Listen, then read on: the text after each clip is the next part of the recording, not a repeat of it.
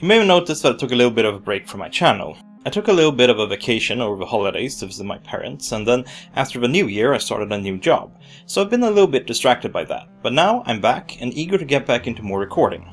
Today I want to talk about something a little bit different, but that I've had some requests for. I'm going to be talking about some other tabletop role-playing games I play and love, and why. If you come from the D&D, don't worry about that, I will go back to talking about D&D soon. I've got a few videos I'm working on, and I just wrapped up my Tomb of Annihilation campaign, and so I will be releasing my top tips for that campaign soon, which really seems to be the videos that you guys like the most. Now, back to the video at hand. I've tried so many RPGs over the years that it can sometimes be a bit hard for me to remember them all, but these are my personal top 10 tabletop RPGs. Excluding D&D of course, so don't expect to see that on the list today.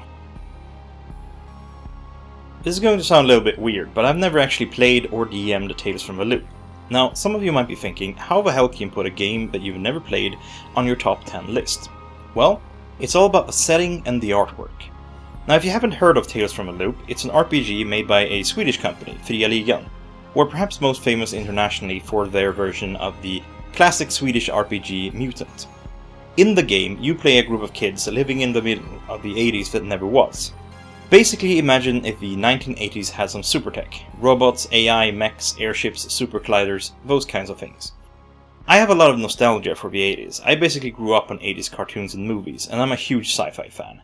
And one of my favorite shows of the last few years is Stranger Things. So I think you can see why this game appeals to me. But what really got me interested in it was the extremely beautiful artwork. You see, Tales from the Loop started out as art, made by the very talented artist Simon Stålenhag. The guys at Fria Ligan basically looked at his artwork and the story he was telling with it, and spun the game out of that. Not entirely unlike what TSR did back in the day when they crafted Dark Sun from the Art of Brom, by the way.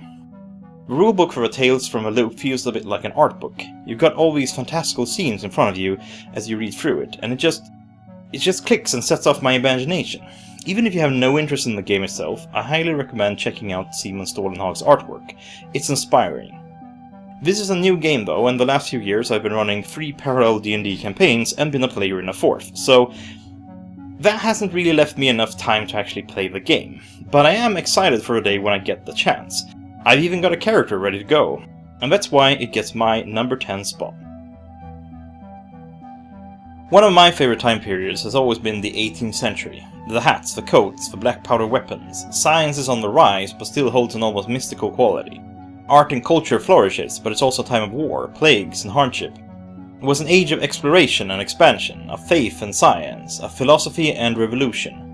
And back when I was a teenager, I pretty much only played horror RPGs. I lived to craft a perfect chill down my players' spines.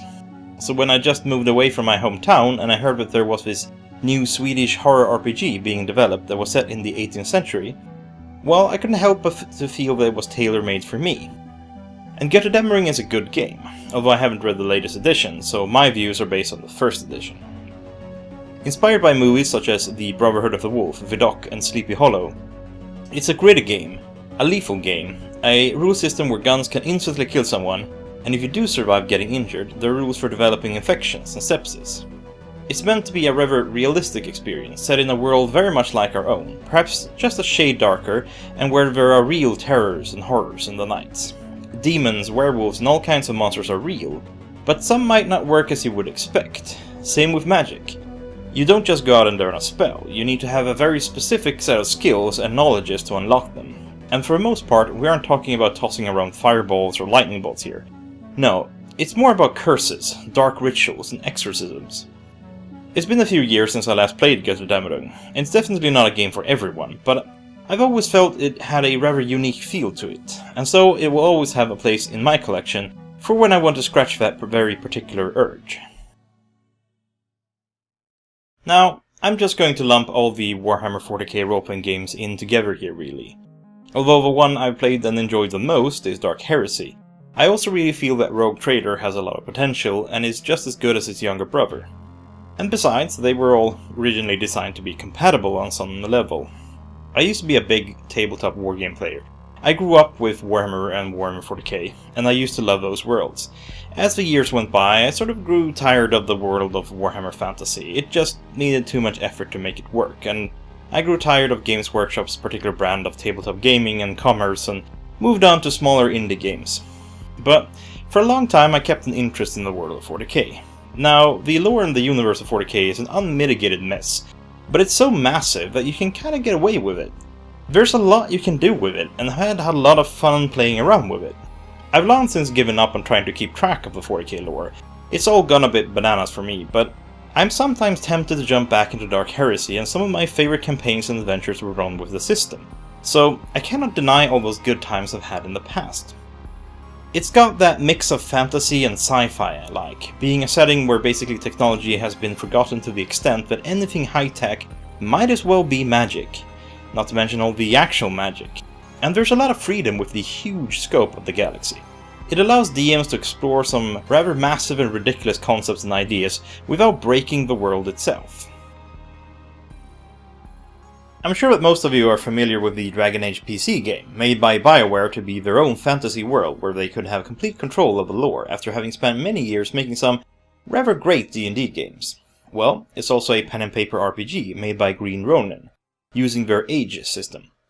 Immediately after playing through the PC game, I felt this was a rich world I wanted to explore more, and that is exactly what I did. And the rule system Green Ronin wrote, the Age system, is really a great little set of rules. It's a fairly streamlined system, which means it's easier to understand and has a nice flow to it, making a characters quick, and so Dragon Age was always my go-to system to pull out whenever a group of friends wanted a spontaneous RP session. You also have this system where if you roll doubles, you get stun points to spend on making your spell or attack more awesome, doing things like ignoring armor, moving enemies, or just blasting them for a ton of damage, which has led to many epic moments. The rule system itself is also available as a generic fantasy system called Fantasy Age, if for some reason the world of Thedas doesn't tickle your imagination. Back in my early teens, I got my hands on a book by H.P. Lovecraft, and I was fascinated by his tales. I'd seen the references to the Cthulhu mythos all over for years, but now I got where it was all coming from, so I dug up all the Lovecraft novels I could, and pretty much read them all, and then we passed them around in my circle of friends, so everyone got hooked on the existential horror. Naturally, after hearing from a friend about this classical RPG based on the works of Lovecraft, and set in the Roaring Twenties, an era we all loved, well, we had to get it. And we played an insane amount of Call of Cthulhu back then, although most of our characters never made it past a single adventure, not with their minds intact at least. And for a long time, Call of Cthulhu was my favorite Lovecraftian RPG. But as the years went on, I started to develop a distaste for the rules, especially after playing for a while with a group that had a very different and literal take on them. And that's when I came across Trail of Cthulhu. It is another game set in the Cthulhu mythos, except during the 30s instead of the 20s. Not that you couldn't easily change that detail if you wanted to. It uses the Gumshoe rule system, which is essentially a RPG rule system intended for detective stories. Although there are dice rolls, it relies more on asking the right questions than putting together the clues correctly, as you can never fail at collecting a key piece of evidence, if you use the right investigation skill at the right time. When I played Call of Cthulhu, our adventures were pretty much always some kind of detective stories, and far too often we failed to make any progress in an adventure just because we made a bad dice roll at the wrong time, and derailed the entire story. Of course, we still had fun, but it often felt like we were fighting the rules, and not the ancient evils of the world. And so for me, personally, I've switched over to using the Trail of Cthulhu rules whenever I run a Mythos game. And it works very well for me. Another thing I love about the game is the design and the artwork. The book has this faded look, with yellowed pages and bronze elements, and the artwork is black and white with this green tinge to it. It feels unique in its look, and has a clear and consistent design. I guess it just speaks to me and inspires me, and that's one of the best things an RPG can do, inspire you. If you pick up a book and leaf through it, and ideas just start popping out into your mind, and then that gut feeling you just have to try this, well, then it's already a good game in my opinion. I'm a huge Star Wars fan, and I already mentioned in an earlier video that I learned how to DM playing the old West End Star Wars RPG. So it might not be a huge surprise to you that a Star Wars game made its way onto my list. And even though I still have a lot of love for the old West End Star Wars, I've got to say that my current favorite is the Fantasy Flight Star Wars RPG. Now, FFG have released several games set in the universe, but really they're just one big compatible system, and so I usually don't think of them as being separate. If pressed, my personal favorite of the different ones though, is Age of Rebellion, as it focuses on the Rebel Alliance and their struggle, and that's what I'm used to having my campaigns focus on from previous editions. In fact, I've actually run several old West End adventures in the new Star Wars RPG with very little conversion. There are two things I really like with the system. First is the success and failure system they use with the custom dice. It's quick and easy to read the dice and know if you've failed or succeeded, and you can get into situations where you succeeded but at the cost of something going wrong, or where you failed but gained some sort of advantage because of it. I'm usually very skeptical about games with custom dice, but I have to say that FFG has pulled it off with their Star Wars system. The other thing I like are the Destiny tokens. Basically you have a set of double-sided tokens representing the light and dark sides of the Force, and the DM and the players can flip these to gain advantages or affect the story. It leads to a dynamic back and forth, giving the story natural ups and downs, and also encourages the players to get more involved in shaping the story, events, and environments. Me and my friends have had a lot of fun with these Star Wars games. The last couple of years, it's probably been the second most played game in my collection, after 5th edition D&D. 4th place, and we're back to yet another horror game. KULT is a psychological horror game anchored in 80s horror movies with a heavy dose of surrealism and philosophy attached to it. If you enjoy movies like Hellraiser or games like the Silent Hill franchise, then KULT is right up your alley. There is a new edition of KULT out, but again, I haven't really gotten into the new edition. I play the older ones. From what I've understood, the older editions are a lot more rule-heavy, while the new one is more freeform. But I have to say I kinda prefer the old edition. KULT was always a game that could involve a healthy amount of combat, and combat was exceedingly lethal. I think I would just miss the old combat rules if I tried the new system. KULT used to be my go-to game when I was at university, but it's sort of fallen off to the side over the last few years. It's still one of my favorite systems though, and it's largely because of its rich and twisted lore and the massive potential for horror. When I want to run a pure horror game, KULT is still the first game that comes to my mind. I've always enjoyed fairy tales, and perhaps even more so modern fairy tales. There's something that speaks to me when it comes to mixing the old and the new, and the idea of fantastical things hidden just out of sight. My favorite book is Tithe by Holly Black. It's one of those books I've read over and over and tend to bring with me whenever I travel. Now there are a few games that capture the modern fairy tale very well, and one of the best is Changeling the Dreaming. It is a surprisingly light-hearted and fantastical game set in the old World of Darkness universe, where the souls of fey creatures are reincarnated into human bodies and live endless lives in their midst. In the world of Changeling the Dreaming, fey creatures are intrinsically linked to human imagination and creativity. It powers their abilities and sustains them. Changelings see a bright and colorful world filled with our imaginary friends and built on ideas. To them, an abandoned school might look like a literal castle. The alley everybody avoids is stained with blood, and sinister creatures lurk in the dark shadows, and they can even walk into our dreamscapes. There's an undercurrent of subtle horror, however. This is World of Darkness after all. In the game, you're always at risk of losing yourself to reality, becoming a sad grey creature without any imagination, or to lose yourself completely to imagination and lose touch with reality as you become completely insane. Still, for the most part, Changeling the Dreaming is just fun, bright, silly fun. I think of it like the Harry Potter franchise. Yeah, there's suffering and hardship, but it has the warm, fuzzy feeling at its core that never quite goes away.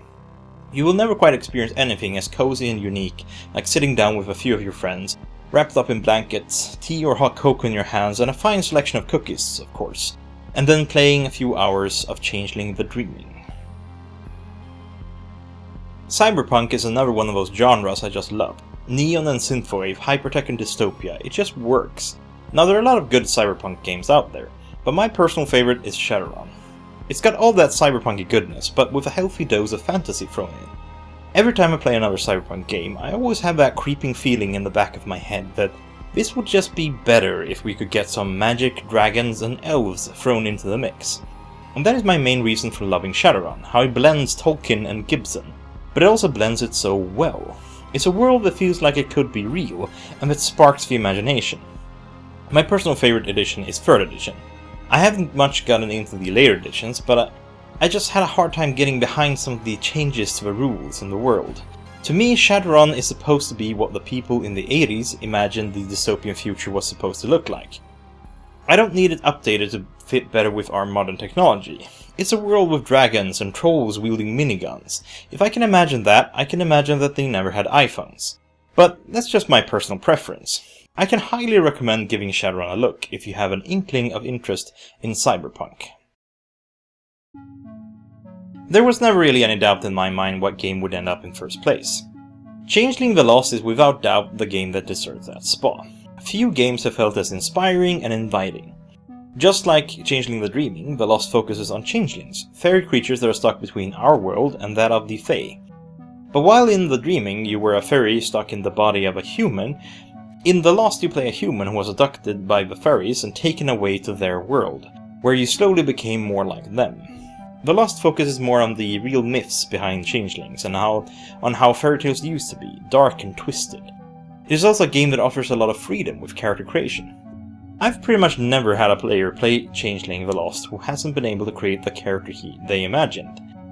If you're a fan of Neil Gaiman's Neverwhere or Coraline, or if you like Holly Black's writings or the Fable comics or game, then you owe it to yourself to track down a copy of Changeling the Lost. It also uses the rule from the New World of Darkness, that I personally enjoyed a whole lot. I know that's not the most popular opinion, but as a veteran of both World of Darkness systems, I'd started to feel for years that the old system was getting very bloated and it had some pretty hefty flaws built into it that made it flow badly, and the rules were taking away from the storytelling. The newer system was easier and allowed for quicker resolution so you could get on with the storytelling, which really is how I felt that the system was meant to work. Well, that was all I had to say about non-DnD systems for now. Next week we're getting back into D&D. It's what this channel is supposed to be about after all, but if you enjoyed this little foray into our systems, let me know and give a video a like. If you want to support the channel, then share this video with your friends or on social media. It really helps out a lot. And you can also follow me on Twitter or Tumblr, or check out my DM's Guild page. Links to all of those in the description below. Until next time, Dungeon Delvers.